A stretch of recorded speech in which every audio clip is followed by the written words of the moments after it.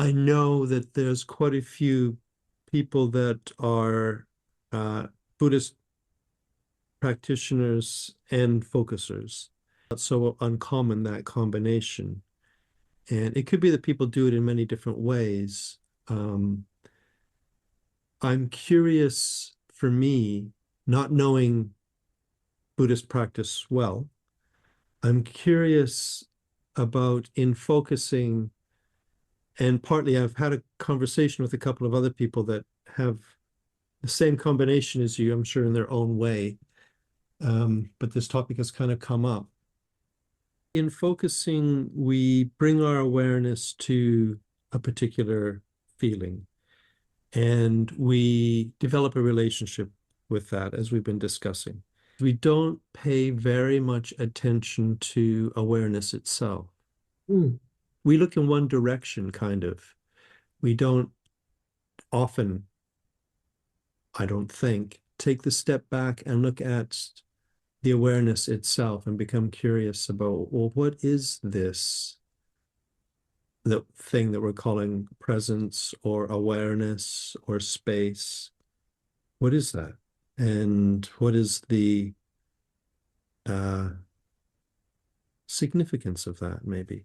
Yeah, I think there are two things. One is the focusing may not emphasize the awareness of awareness itself, and focusing often doesn't emphasize when you are in like a place where there's been like a felt shift and there's an openness, just dwell in that openness, in that space without any content. Yeah. I think it was John Wellwood who used the word in focusing, it can lead to what's called content mutation. Like you're going from one content to an, okay, what can I focus on next? Yeah, exactly. Let that go and just be in that open place. Be in your be in your body, be with that spaciousness. Yeah. And often people find that disorienting just to open to the spaciousness. Like, oh, people feel like they're adrift, maybe, or ungrounded or something. But if you stay in your body, you tend to be more grounded. Just be in that open space and just dwell in that beautiful, rich. I mean, that's what people call spiritual presence or spirituality is about opening. In Buddhism, they call it emptiness, Hmm. emptying yourself of content. Hmm. And, some people, who don't understand Buddhism see that, well, that sounds nihilistic. It's denying life. No, it's opening to life, deeper, rich connection with life itself. You're dwelling in that pure awareness, consciousness of conscious. You're aware of your consciousness. It just reminds me how Gene used to often say, but I don't know how often we kind of really do it. He used to often say that if you have a felt shift, just stay with it. Don't move on. Don't rush on to the next thing. Fully have it. And I certainly have found in myself, if I remind myself of that, that a shift can go deeper and deeper into like a kind of a more and more spacious kind of experience.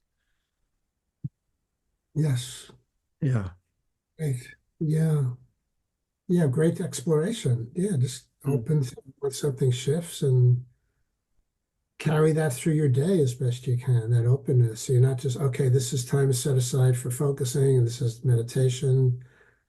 You carry that awareness throughout your day, into your life, into your relationships. Smile at the cashier, the post office clerk, people you encounter. Bring that aliveness, that presence, that kindness into your life, into your relationships. It's a Yeah. great way to live. It's interesting because I think that also offers a slightly realignment of the focusing process, that it's not about trying to kind of focus away whatever issues a person has, but instead it's more possibly a way of just being open to life itself. Life, being intimate with life. It was Dogen who said something like, enlightenment means being intimate with all things.